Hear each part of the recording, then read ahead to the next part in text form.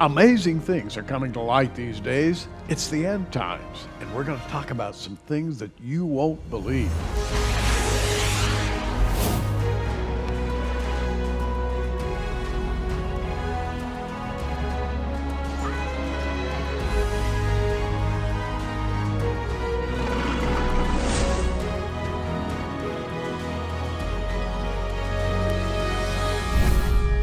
And here to talk about those things, which I hope by the end of this program you will believe, is Timothy Alberino. Timothy, welcome back. Thanks for having me back, Gary. Great to be back. Can I call you Tim? Of course. All right, you can call me Gary. And we're going to be talking about, among other things, the contents of this DVD. It's called True Legends, Part 2, The Unholy Sea.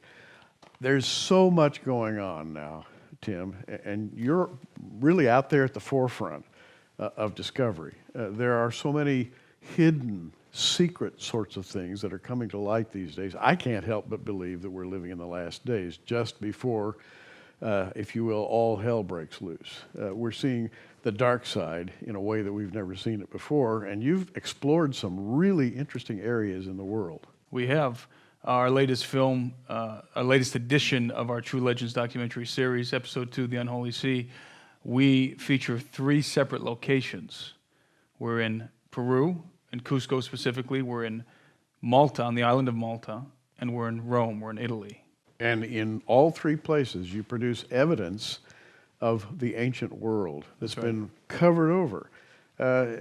When I pick up my Bible, I look at Genesis 6, that familiar passage in verse 4, there were giants in the earth in those days, and also after that, when the sons of God came into the daughters of men, and they bare children to them. The same became mighty men which were of old, men of renown. I can remember 30, 40 years ago, you could read that verse and it would just go right by. Nobody would just gloss right over it. It was just glossed over.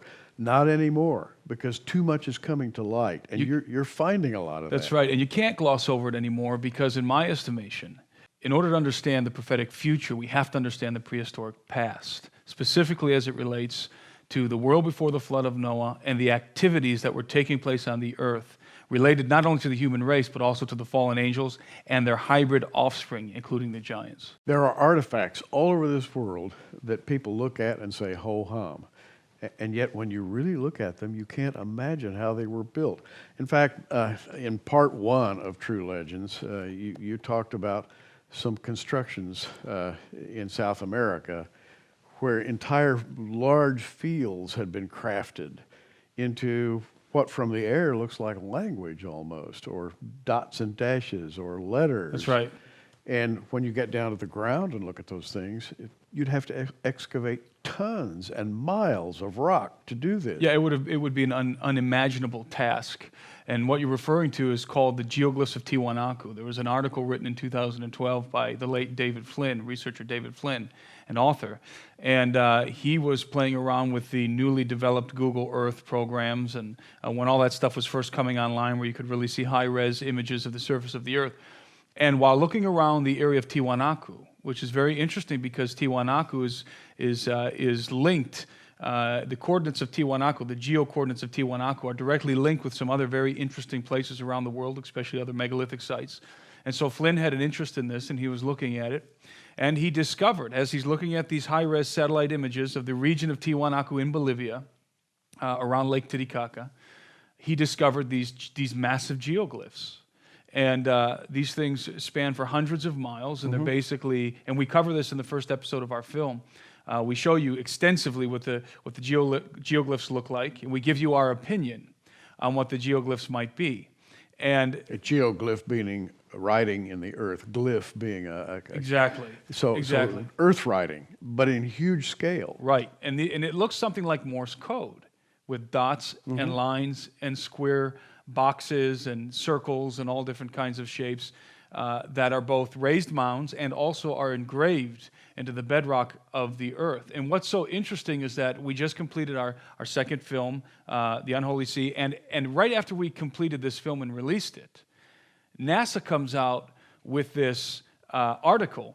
It releases these images in July, last July of 2016, releases these images, and the heading is Morse Code on Mars. And the images are allegedly of sand dune configurations on the surface of Mars. These are images that come from the surface of Mars. And NASA plays with the idea in the article that this looks like Morse code. This seems to be a language. And what's really, really interesting is that if you look at these images that NASA released, and you look at what we covered in our first film, the geoglyphs of Tiahuanaco, in my estimation, we're looking at the same thing. Wow. In other words, if this is indeed a language, as we believe and as we allege in our film in episode 1, then what NASA just released to the public by way of these photos might be confirmation that this language is embedded not only on the surface of the Earth, but also on the surface of Mars and who knows where else. Now, it's one thing to observe a phenomenon. It's another thing to absorb it and to properly interpret it. And you could look at it and say, well, these are, just earthworks left by farmers or something. And the thing on Mars, just wind-blown sand dunes. But let's suppose they are intelligently designed to be seen from above.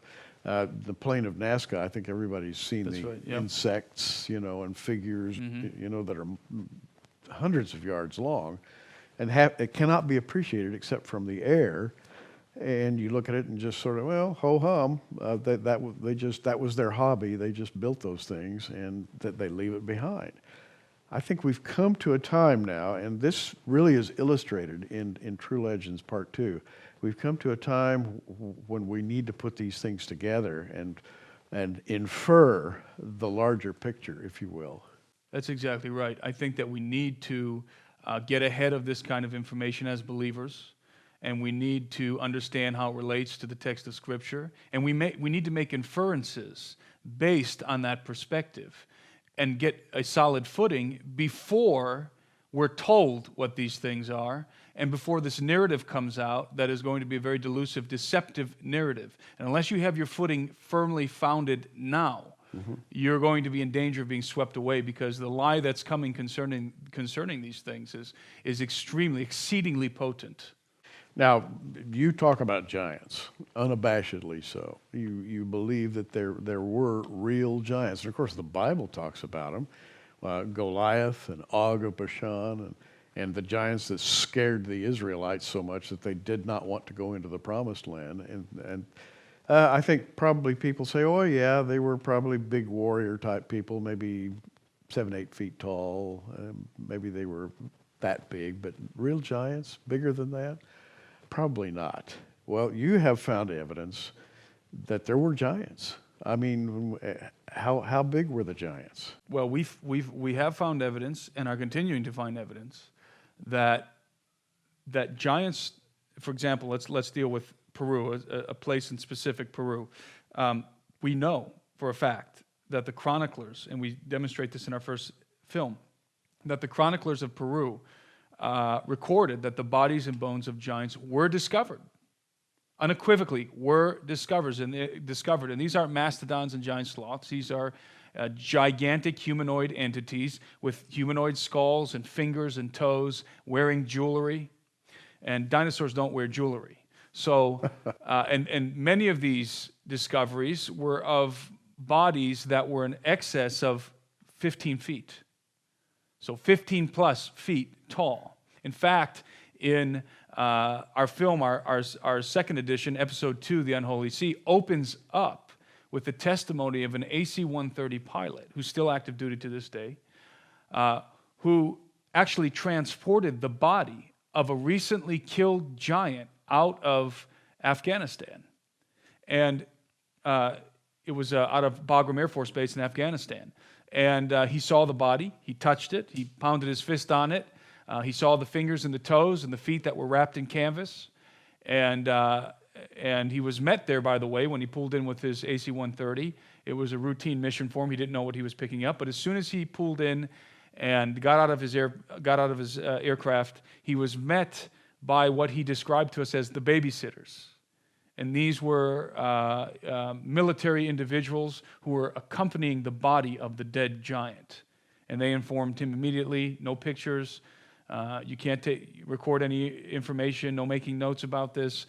This is extremely top secret, and they accompanied the body of the giant all the way to its final destination. And having watched True Legends, and by the way, you'll be amazed, having watched it, we're talking giant here. We're not talking about somebody 8 feet tall. This giant, he was estimated to be around 12 feet tall. Now, there's other sources out there that are corroborating this story.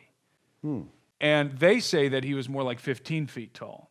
The guy we interview, our pilot says he was at least 10 to 12 feet tall, maybe larger, but we know exactly how much he weighed because they weighed him. Of course. They weighed him before they inserted the pallet that he was laying on, before they inserted it into the cargo bed of the AC-130, and he weighed at least 1,000 pounds. That's how much this guy weighed. So, yeah, this isn't just a big guy. This is a monster. Now, let's suppose, and I have no problem believing this, that this is a true story. Maybe there are others out there in very, very isolated locations. Where in the world do they come from? Well, the Bible says where they came from.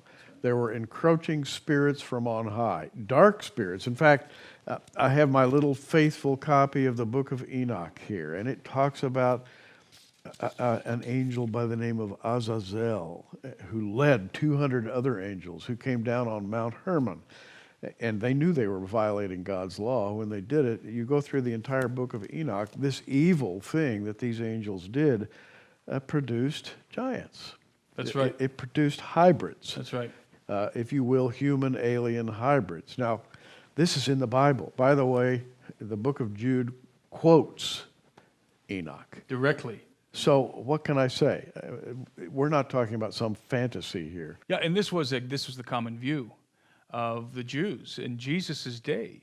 So when he would talk to them, and when Peter talks about the angels that kept not their estate but are bound in chains of darkness, this was common knowledge among the Hebrews of that time, and not only among the Hebrews.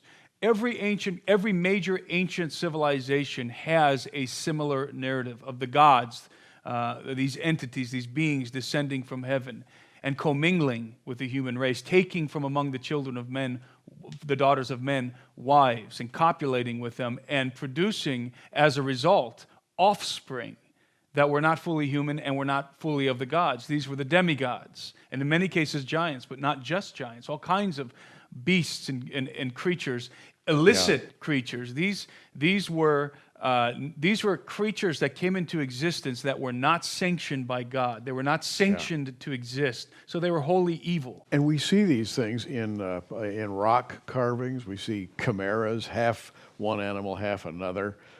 We see all kinds of strange beasts that were worshipped by the people of the old world who thought that this was something really great, that these gods had come down and produced all kinds of genetic corruption. And yet God destroyed the whole world. And then after the flood, this thing started once again. And you have evidence that, in fact, you've gone to some amazing places to find evidence that there were giants with high technology of some sort who lived, 3,000 years ago, and were building things that are still extant today. Right. And not only giants, but who knows what other kind of entities were involved. Many people are familiar with the elongated skull phenomenon. Right. And we deal with that in our film as well. So there's any number of situations that are plausible regarding the building of the megaliths. But this is a fact. They were built in the world before the flood of Noah. These are not edifices that were raised by the Inca, by Bronze Age civilizations. The Inca in Peru, the Incan Empire, are credited with the megaliths in Peru, and some of the most amazing and massive megaliths on the earth are attributed to a Bronze Age level civilization that wasn't even in possession of the wheel. And you're talking about people taking copper tools and maybe stone hammers or maybe copper hammers and chiseling andesite and granite, very, very hard rock, and making huge edifices. Impossible, can't be done. A good part of True Legends involves Timothy's travels to Peru and other places where, and I would love to see these things, probably never get a chance to go and see them, but having seen the DVD, I feel like I've been there. But these things have stones of the most unusual size and shape. How much do they weigh? Well, they weigh hundreds of tons, and these are polygonal stones. In other words, they are multi-shaped and they're randomly shaped. They're randomly shaped in order to fit with the stones that are adjacent. So in other words, a very large block was somehow carved specifically and precisely to fit with the stones that were placed around it. We're dealing with stones that weigh hundreds of tons. So not only did they have to somehow extract these stones from the mountainside, they had to move them somehow, and then they had to carve them, lift them, set them into place with such precision that you cannot stick a blade between a lot of these mortarless joints. And that's a key, mortarless joints, because there is a technique in the old world. When I say the old world, I mean the world before the flood of Noah, the pre-flood, the antediluvian world, a technique known as Cyclopean masonry. And that's a term that comes out of mainstream archaeology, traditional archaeology. Cyclopean masonry, and the reason why they call it Cyclopean masonry, which involves the construction using very large blocks without the use of mortar, the reason why they call it Cyclopean masonry is because the Greeks attributed that kind of masonry to the offspring of the gods, which were generalized in the Cyclops. The Cyclops was an offspring of the gods, and so they called it Cyclopean masonry, because it could not have been built with human hands. It was built by the offspring of the gods. So in a way, the Greeks corroborate the Bible narrative. They do, in many ways. So you're talking about masonry, and we'll put up some shots for you to look at as we're talking here. But a place like Sacsayhuaman, if I'm pronouncing Sacsayhuaman. Sacsayhuaman, was just how big is it? The whole facility. This is the thing about Sacsayhuaman that many people who go and visit, even researchers, don't realize, is that what you're looking at is literally only the tip of the iceberg. What you can actually see at Sacsayhuaman for a number of reasons. Number one, because the Spaniards took apart a lot of the walls, the higher, smaller blocks, they took them apart, and they used those blocks to rebuild, to build their own, I should say, to construct their own edifices inside of the city of Cusco, within the city of Cusco. But that's known. But what's unknown is that, unknown to most, is that the vast majority of that complex is still under the ground. It's buried beneath the sediment of the mountain. In other words, when you look at Sacsayhuaman as it stands today, it's absolutely impressive. It's mind-blowing. But then to consider that you're only looking at a small portion of the entirety of the complex is absolutely mind-blowing, and it completely destroys the notion that this thing was built by a Bronze Age civilization, such as the Inca. And again, they're the ones who are attributed with the building of these walls. But the Inca themselves never claimed to be the builders. And in fact, Inca lore points to giants being the builders of those walls, or demons, as the Spaniards thought. Wow. Now, as I watch a DVD like True Legends 2, what's coming into my mind is we've got information that has been known literally for centuries, but is just now being brought to light by explorers like you and others who are suddenly publicizing all of this and saying, this can't have been built by humans. There's got to be another explanation. You being a Christian, you're going to find the biblical explanation. And in so doing, I think what you're doing is, at least in my case, you're stirring up my excitement. I believe that as this information comes out, it's proving to what I already believe, namely that we're living in the last days when this information is going to explode just before the return of our Lord. So I think you're part of that explosion, quite frankly. You're out there doing what needs to be done. Well, it's exciting because we believe that exactly as you said, that we are partaking in the uncovering of information that has been time locked, if you will. Yeah. And it's because it's been available. It's been available. The constructions, these megalithic constructions, have been known for decades. And people have been visiting them. But what's happening now is there's a collective awakening happening, especially among Christians. And they're beginning to connect the dots that when the Bible talks about Genesis 6, when it talks about the sons of God coming and taking wives from the daughters of men and then the giants that were produced as a result, that these things were literal, and that the evidence in stone and the evidence carved into the earth, as we were talking about the geoglyphs earlier, points to this very narrative. Mm-hmm. And in a way, exclusively to this very narrative. And the narrative goes from one end of the Bible to the other. It starts in Genesis, you come to Revelation. The old ones are going to be released in the end times to torment human beings on earth once again. And I think that they will unveil phenomenal powers, the same kind of powers they used to create all these enormous projects in the beginning. They're going to be released as part of God's judgment. The old ones then are about to make their appearance, and I think what we're doing right now is we're in the part of history where bit by bit there's a disclosure going on. There is. I think we're in the midst of what could be described as a soft disclosure. In other words, things are being leaked purposely from different institutions, from the Vatican, from also from NASA and different institutions around the earth, that are suggesting to the populace that there is something to all of this, and it's the proverbial boiling frog scenario. Yeah. The human populace on the earth right now is slowly being acclimated to the idea that we're not alone in the universe, that there's extraterrestrial origins to the human race on the earth. And in my estimation, that's going to be part of the lie that's being crafted even as we speak. And I believe that there's going to be soon, because they're not going to be able to keep a lid on this for too much longer. Right. Because of all the revelations that are happening all over the earth. Everybody has cameras now. So when there's a UFO, when there's some sort of an object hovering in the sky, you get a dozen people who pull out their cameras with high definition video recording capacity on them, and they begin to record and instantly upload them to the internet.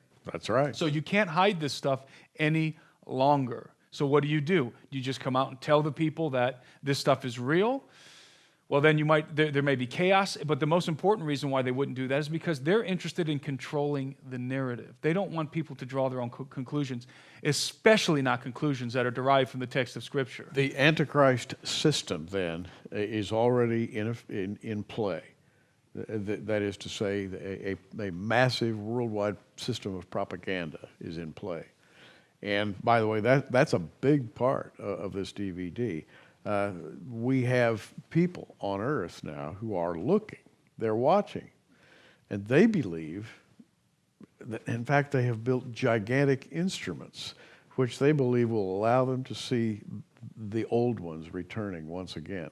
Can you believe what I just said? This is a strange thing to have to utter in public, that there are actually people on earth looking for the arrival of the old That's ones, right. the fallen angels. That's right. And what people have to understand in order to make sense of those kind of statements, because they are hard to believe unless you have an understanding that you have an echelon, you have a hierarchy in place. You have the Luciferian occult elite who are not only looking for the return of the gods, but are trying to catalyze their return, are trying to open gates, are trying to, through sorcery and through all kinds of different illicit means, trying to make contact and bring about the resurrection of the Golden Age, which was the world before the flood of Noah. But then you have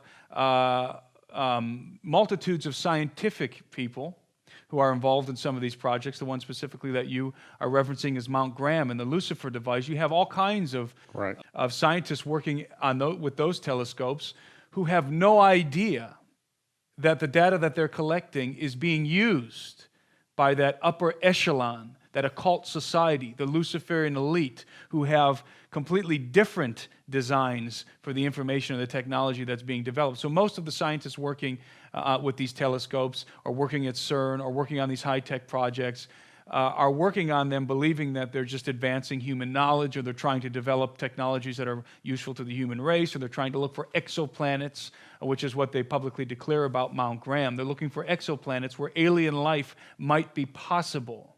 But I believe that, again, the occult elite, the ruling established occult Luciferian elite already know that these things exist. They're not looking for them. They're trying to bring them back.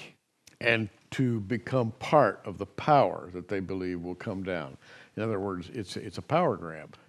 If we can control this, we can control the world. Well, that's the story of the Antichrist. Exactly, and that's what they pledge allegiance to the prince that is to come. Wow. And they want to enthrone their prince, who we know as the man of sin, the son of perdition, the Antichrist. Now, in our next program with Timothy, we're going to talk about what's actually happening in places like Mount Graham, what people are expecting. There's a whole group of people on earth who have what we call arcane knowledge that they believe will help them to be at the top of the power structure when the old ones return to planet Earth. That's actually happening these days. There's so much in this that we haven't talked about on this program, but we will on the next program. It's called True Legends 2, and yours for $24.95. Go to our online bookstore, prophecywatchers.com, and you'll find True Legends Part 2, The Unholy Sea. If you really want to watch, and by the way, the production values of this, I've got to compliment you. It's a beautifully, beautifully produced DVD. And you'll enjoy it. Make sure that you got something cold to drink, maybe something to munch on, because you won't want to get up once you put this thing in your DVD player. In addition, by the way, to True Legends Part 2, we have the original True Legends Part 1 and Steve Quayle's book, which is called True Legends. It's basically a very comprehensive coverage of the narrative that accompanies the ancient giants. All three, the True Legends package, which would be True Legends 1 and 2, and Steve Quayle's book, True Legends, yours for $79.95. You can find them in the online bookstore, prophecywatchers.com. Just click the online bookstore and you'll find both True Legends 2 and the package, the True Legends package.